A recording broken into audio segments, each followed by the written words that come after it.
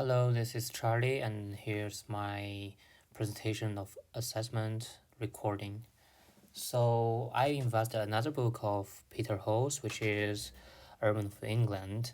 This book discussed in details his research team's verification and research on urban planning in England for about 40 years. Since the 1980s, it also faced several unbalanced urban development and complex economic and social crises. As a top level countermeasure, the UK has implemented the urban renaissance and vigorously advocated the value of urban design in it. As a result, in the past 3 decades, significant changes have taken place in the physical form, economic structure, and social life of some major urban centers in the UK. At the same time, urban design has been widely embedded in the within framework of urban policy at multiple levels. The links with urban development are becoming increasingly close.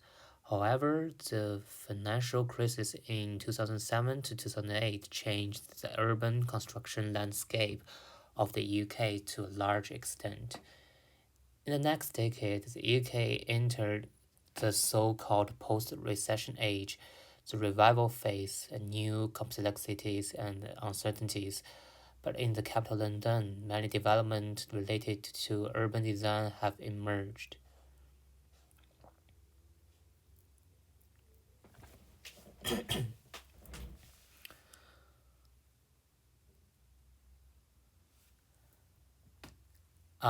In the 1990s, the disadvantages of urban renewal policy dominated by neoliberalism gradually emerged.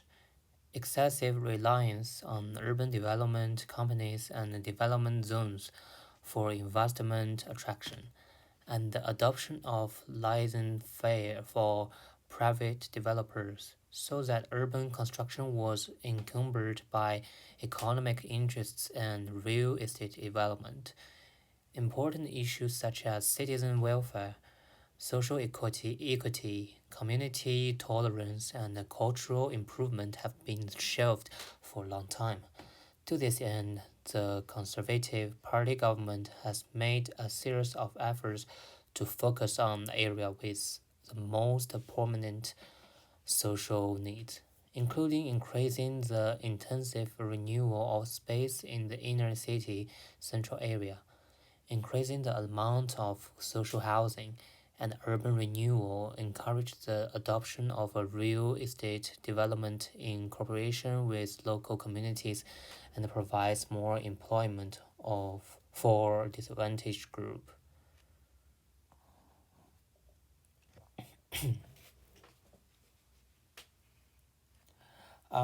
In the post-recession period, the process of urban regeneration in the UK has generally slowed down the nationwide.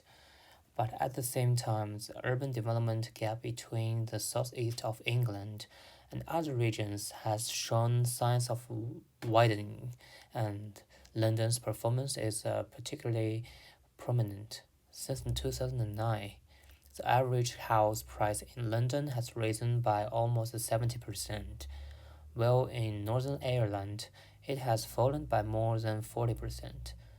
One of the important factors in that London, as the world's financial center and the UK's first city, has become a safe haven for global capital during the period of financial turmoil.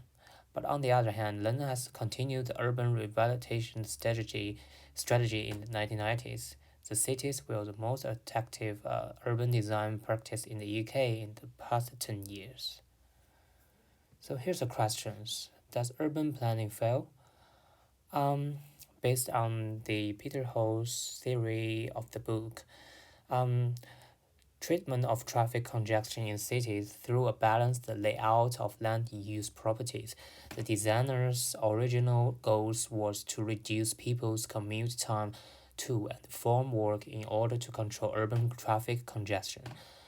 Contrarily, while the balanced plan lengthens people's commutes to and from work. Not everyone will reside close to their place of employment, and vice versa, which will mitigate the reduction in commute time. Improvement of the gap between rich and poor in cities is second theory, which is a great division of urban planning has exacerbated the gap between the rich and the poor in residential area, and the subsequent education, medical, and other security systems have completely formed strict divisions, causing many children from poor families to lack the rich in terms of education and other aspects. Family, the original intention of the designer, and the result are still running counter to each other. The last one is a control of scale of urban development.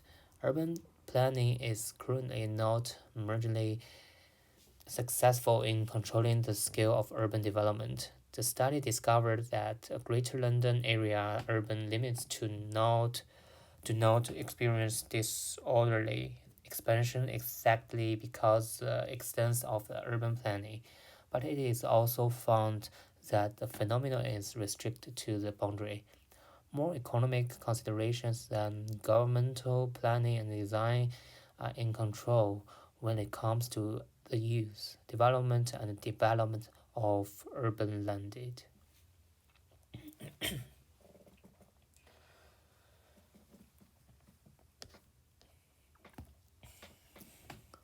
Okay, here comes the conclusion part.